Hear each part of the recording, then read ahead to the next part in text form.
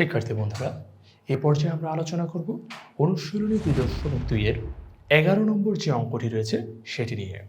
11 নম্বর অঙ্কটিতে যে প্রশ্নটি রয়েছে সেটি হচ্ছে, কোনো শহরের বর্তমান জনসংখ্যা 64 লক্ষ।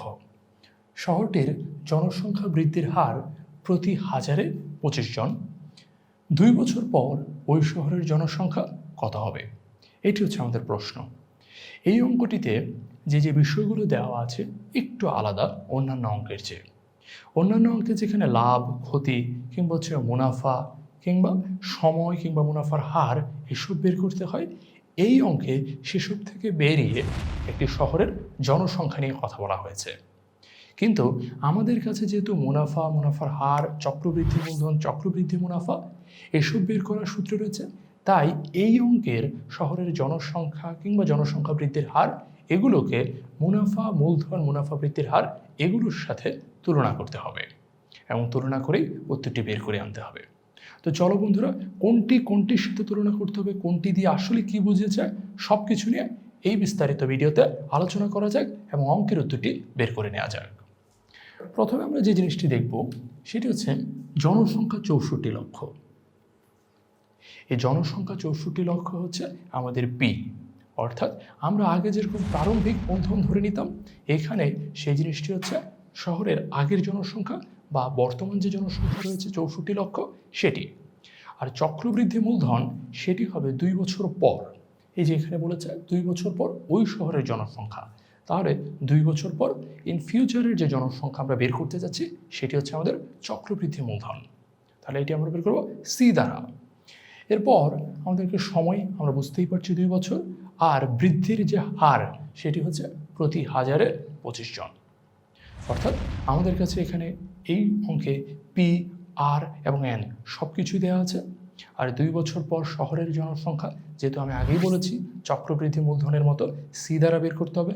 তো চলো বন্ধুরা, আগে সব কিছু লিখে ফেলে সূত্র দিয়ে অঙ্কটি করে ফেলা যায়।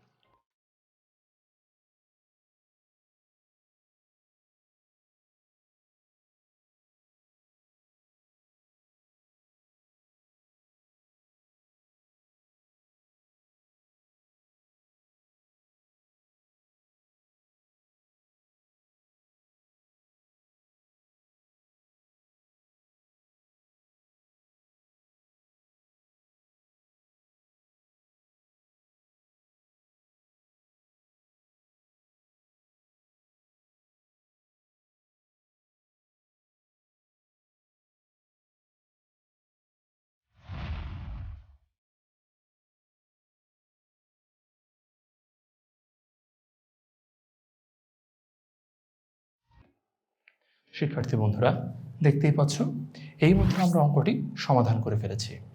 আমরা প্রথমে আমাদের কাছে যে তথ্যগুলো দেওয়া আছে আমরা সেগুলো লিখেছি। এই কারণে ফার্স্টেই আমরা লিখেছি দেওয়া আছে শহরের জনসংখ্যা পি সমান 64 লক্ষ। আগেই আমি প্রশ্নের শুরুতে বলেছি এখানে শহরের জনসংখ্যাকে আমি তুলনা করছি প্রারম্ভিক মূলধনের সাথে।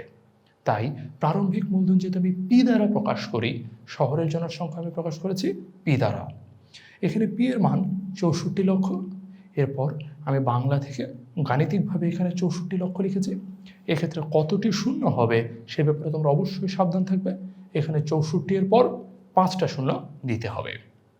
তারপরে বৃদ্ধির হার অর্থাৎ জনসংখ্যা বৃদ্ধির হার, আর সমান 1000/25, কারণ হচ্ছে প্রতি 1000-এ 25 জন করে বাড়ছে, তাই 1000/25। তারপর আমরা কাটাকাটি করেছি। তুমি এখানে উপরে নিচে উভয় পক্ষকে 25 দ্বারা ভাগ করতে পারো, তাহলেই তুমি পাবে 40/1। সময় এন সমান 2 বছর। এখানেই বলা হয়েছিল 2 বছর, তাই আমরা লিখে দিয়েছি 2 বছর। এরপর আমাদের কাছে জানতে চাওয়া হয়েছিল 2 বছর পর জনসংখ্যা কত হবে। আমরা লিখেছি 2 বছর পর জনসংখ্যা। এক্ষেত্রে এই 2 বছর পরের জনসংখ্যাকে আমরা তুলনা করছি চক্রবৃদ্ধি মূলধনের সাথে, তাই এখানে সি লিখেছি। আমরা 2 বছর পরের জনসংখ্যাকে সি দিয়ে প্রকাশ করছি। সি সমান পি ইন্টু 1 + r⁴n। আমরা পি এর মান উপর থেকে এনে বসিয়ে দিচ্ছি।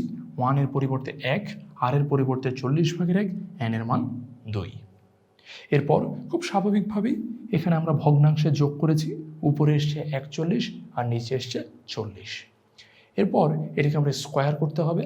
আমরা এই পুরো ধাপটি অর্থাৎ এটুকু ক্যালকুলেটরে করে সরাসরি মানটি এখানে বসিয়ে দিয়েছি।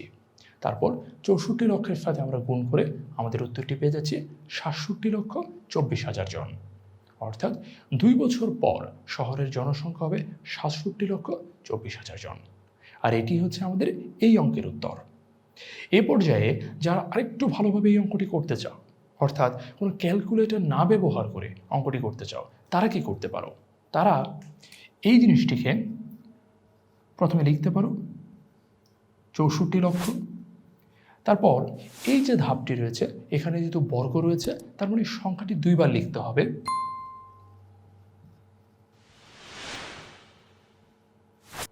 তোমরা এভাবে লিখতে পারো। এভাবে লেখার পর খুব স্বাভাবিকভাবে এখানে 0 0 0 0 কাটাকাটি করবে। তারপর 64-র সাথে 4-এর এবং পরবর্তীতে এখানে যত আসবে তত দিয়ে আবার 4 দিয়ে তোমরা কাটাকাটি করবে। এরপর নিজের হাতে কলমে 41-এর সাথে 2 বার গুণ করে দেখতে হবে। তাহলে যে উত্তরটি পাবে সেটিও দেখবে এসছে 67,24,000 জন। তোমরা ক্যালকুলেটর দিয়েও করতে পারো অথবা হাতে কলমে এভাবে গুণ করেও উত্তরটি বের করতে পারো। আশা করি তোমরা পুরো অঙ্কটি বুঝতে পেরেছো। এ পর্যায়ে আমরা চলে যাব আমাদের পরবর্তী অঙ্কে।